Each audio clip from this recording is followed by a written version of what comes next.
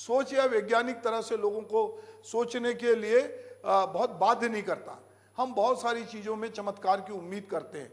हम ईश्वर की पूजा को भी कहीं ना कहीं अंधविश्वास से, कर्म कांड से जोड़ देते हैं।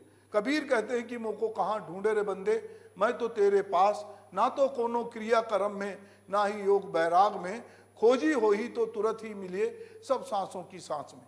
पर यह मामला आस्था और अंधविश्वास के बीच है। हमारे साथ बहुत सारे लोग इस बातचीत में शामिल हो रहे हैं जो अलग अलग क्षेत्र में काम करते हैं।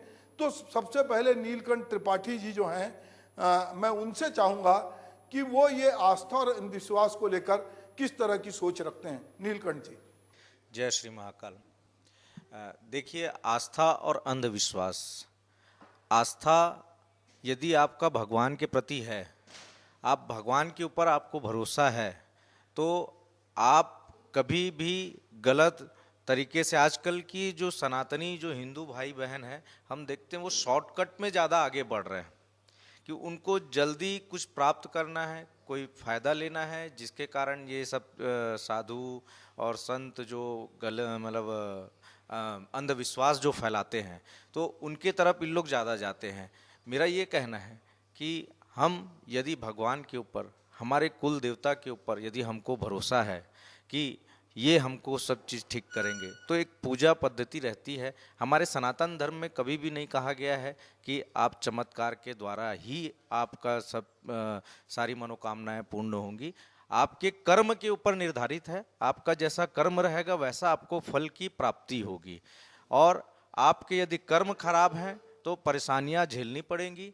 और आगे भी आपको बता दूं मैं कि आपके कुछ पूर्व जन्म के भी जो कुछ कर्म रहते हैं उसको इस जन्म में आपको भुगतना पड़ता है।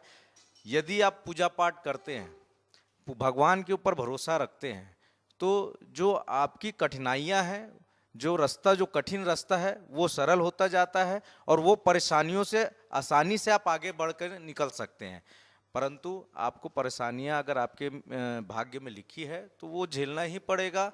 कर्म आपका अच्छा है तो आपको कोई परेशानी नहीं होगी। आप अपने भगवान, अपने कुल देवता के ऊपर भरोसा रखिए कि वो आपके ऊपर कुछ होने नहीं देंगे। नकारात्मक ऊर्जा होती है, पर नकारात्मक ऊर्जा उन्हीं के ऊपर होती जो गलत कार्य करता है। उनके ऊपर कभी नकारात्मक ऊर्जा नहीं आती जो सही कार्य करते हैं। तो मेरा यही कहना है कि अंधविश्वास जैसी जो चीज़ें, क्योंकि सनातन धर्म में कई ऐसे सनातनी हैं जिनको सनातन धर्म के बारे में भी बहुत अभाव है, सनातन धर्म के बारे में नहीं पता है कि ये हमारा जो धर्म है एक शांत प्रिय, और पूजा पद्धति भी जो है उसमें केवल भगवान के तरफ ध्यान लगा करके आप एक बार पूजा करके आप घर से जब निकलते हैं तो आपके सारे कार्य, पूरे दिमाग, आपका मन शांत हो जाता है, पूरे काम करने में आपका दिन लगा रहता है। और वही आप कोई बाबा के चक्कर में पड़ रहे हैं, बाबा के चक्कर में कि जल्दी हमारा काम हो जाए, उस चक्कर में आप अपने पूरे परिवार को नाश कर देते हैं। ये सनातन धर्म में नहीं है। आप देखे होंगे बड़े बड़े शंकराचार्य जो इतने तप तपस्या करते हैं, कभी भी वो नहीं कहते कि आप अंधविश्वास की ओर जाए। यहाँ पे हम देखते हैं कि कई रायपुर में ही कई लोग को उरकुरा का मैंने अभी बताया था कि वहाँ एक साक्षात माता अपने आप को कहती थी, वो बोलती थी हमारे चरणों में ब्रह्मा विष्णु महेश है, सारी देवी मेरे अंदर आती है।